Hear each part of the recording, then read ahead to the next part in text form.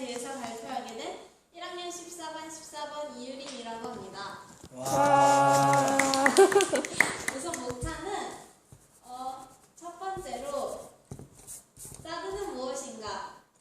미국이 사드를 배치하려고 하는 이유 플러스 중국의 반발 이유. 세 번째는 중국과의 관계 악화의 문제점을 순서로 발표하도록 하겠습니다.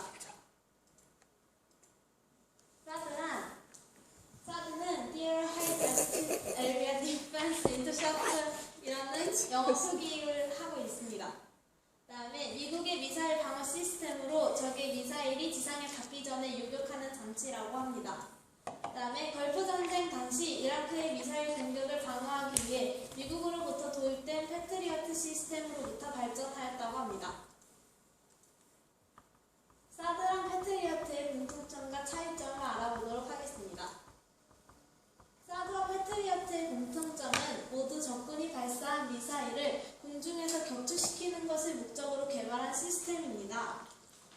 하지만 패트리어트의 처음 군사적 목적은 미사일 요격용이 아닌 적 항공기의 격추를 목적으로 하는 지대공 미사일이었습니다. 걸프전쟁 당시 이라크의 스커드 미사일이 미군을 중심으로 한 연합군에 위협이 되자 미군 기지 등을 방어하기 위해 배치되었고 일부 성과를 거두기도 하였지만 격추율이 20% 미만을 기록하면서 그 한계가 분명히 드러나게 되었습니다. 이후 미국은 패트리어트 시스템을 개량하여 명중률을 높여왔으며 더 나아가 미사일을 전문적으로 요격할 수 있는 사드 시스템을 개발하였다고 합니다. 사드와 패트리어트의 방식 차이점은 사드는 목표물에 직접 충돌하는 방식이라면 패트리어트는 미사일이 목표에 최대한 접근하여 자폭하는 방식이라고 합니다. 사드의 목표물은 고고도의 탄도미사일이 반면 패트리어트는 저고도의 목표물입니다. 사드의 요격 고도는 100km이지만 패트리어트의 요격 고도는 20에서 30km라고 합니다. 사드의 탐지 범위는 단계별로 다르지만 수백 킬로미터에서 최대 2000km까지 탐지가 가능하고 패트리어트는 항공기는 100km, 미사일은 60km까지 탐지가 가능하다고 합니다. 그래서 패트리어트보다 사드가 훨씬 더 좋은 성능을 가지고 있다고 합니다. 탄도미사일이 무엇인지 알아보겠습니다. 탄도미사일은 매우 빠른 속도와 먼 사정거리를 확보하기 위해 개발되었습니다. 실제로 사드의 개발 이전까지 유격 자체가 불가능에 가까워 대표적인 비대칭 전력으로 평가되었으며 주로 핵 공격에 사용됩니다. 북한이 탄도미사일 개발에 열을 올리는 것도 이러한 목적 때문이라고 합니다. 보통의 미사일과 포탄은 비행기와 같은 대륙권에서 비행하지만 탄도미사일은 3층권 이상으로 미사일을 쏘아 올린 후 다시 낙하시켜 매우 빠른 속도로 목표물을 타격하게 됩니다. 또한 대륙간 탄도미사일은 지상으로부터 1500km에서 3500km 이상의 상공으로 쏘아 올려지며 최대 사거리 1만 km 이상도 가능한 고성능의 미사일이라고 합니다. 사드의 특징 두 가지는 우선 적의 탄도미사일이 상승할 때 항공기에 탑재된 레이저로 요격, 하강할 때 사드가 작동한다고 합니다. 대기권에서도 대기권 밖에서도 최대 150km 고고도 요격이 가능하다고 합니다. 고성능 X밴드 레이더를 보유해 2000km 거리의 미사일을 정확하게 탐지가 가능합니다.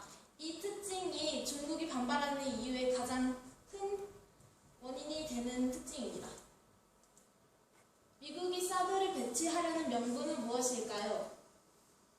미국은 지난 2011년부터 한국에 사드를 배치하는 것을 강조하고 있습니다. 그 명분으로 북한의 핵과 미사일 공격에 대비해야 한다는 논리를 들고 있습니다.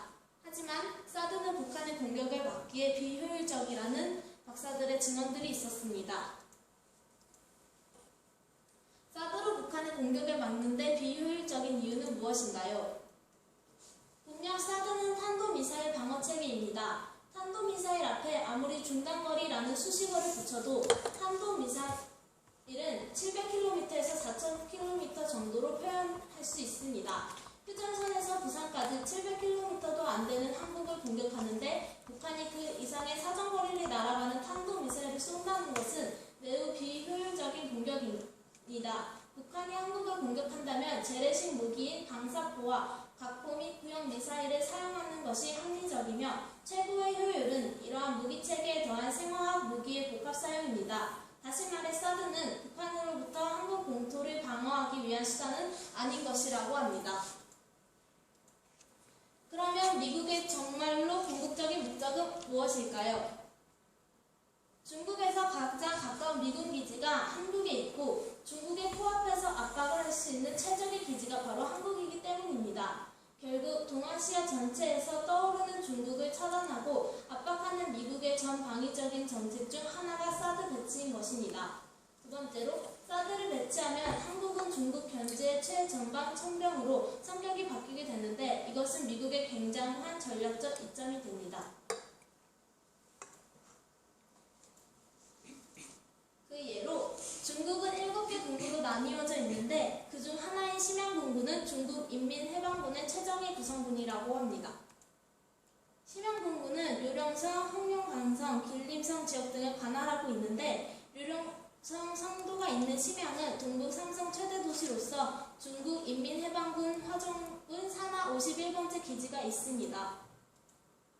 이 화정군은 시진핑 주석의 지시에 의하여 2016년 1월 1일에 과거 제2포병 부대에서 확대 개편된 군종으로 여기 주둔한 부대가 과거 중국인민해방군 제2포병 부대 산하 901연대였었고 지금은 화정군 예하 제816여단이 통화에 주둔하고 있습니다. 중국 화정군은 통화에 주둔한 제816여단에 DF-15와 DF-15A 탄도미사일을 배치하고 있습니다. 이 DF-15는 핵탑2 탑재 단거리 탄도미사일입니다. DF-15와 그 변종 모델들은 이동 발사대에 배치되어 운용되고 있습니다. 그런데 사드가 한국에 배치될 경우에 이 통화에 있는 중국군 탄도미사일 기지가 사드의 X밴드 레이더의 범위에 들어오게 됩니다. 이뿐만 아니라 중국으로선 미국과 한국 등이 설명하는 북한 위협설은 전혀 설득력이 없습니다. 또한 미국에 의해 일찌감치 일본에 설치되어 있는 X밴드 레이더로도 북한 전역을 감시하는 것이 가능한 상황에서 한국에 추가로 X밴드 레이더를 설치 가동한다는 것은 누가 보아도 중국을 겨냥한 것으로 해석할 수밖에 없습니다. 또한 중국의 탄도미사일 등 군사기구들이 다 들통났기 때문입니다. 그래서 당연히 중국으로선 반발할 수밖에 없는 것입니다. 중국과 우리나라의 관계가 악화된다면 첫 번째 문제점은 중국 여론이 악화됩니다. 중국의 사드 배치 반발은 중국의 각종 매체를 통해 드러나고 있습니다. 35일 동안 사드에 관련된 기사 수만 230건이었고 단순 정보를 전달하는 기사 수는 43건, 나머지는 사드의 비판적인 의식을 담고 있는 기사가 187건이었습니다. 그 다음에 비판적인 방송을 여러 차례 방송을 하기도 했습니다. 또한 한국신보에서는 16개의 비판적 의식을 담은 논평을 담아내기도 했었습니다. 두 번째로는 전쟁의 위험이 상당하다고 합니다. YTN 뉴스 중국 대사 중국군 한국의 사드 기지 1시간이면 파괴 가능이라는 뉴스를 보면 추거홍주 한 중국 대사는 사드가 한반도에 배치되면 그동안의 우호적 노력이 파괴될 수 있다. 양국 관계가 발전하는데 많은 노력이 있었지만 한번 파괴된 양국 관계는 회복이 쉽지 않을 것이다 라며 위협을 했다고 합니다. 중국 국방부는 한반도 사드 배치에 대해 전략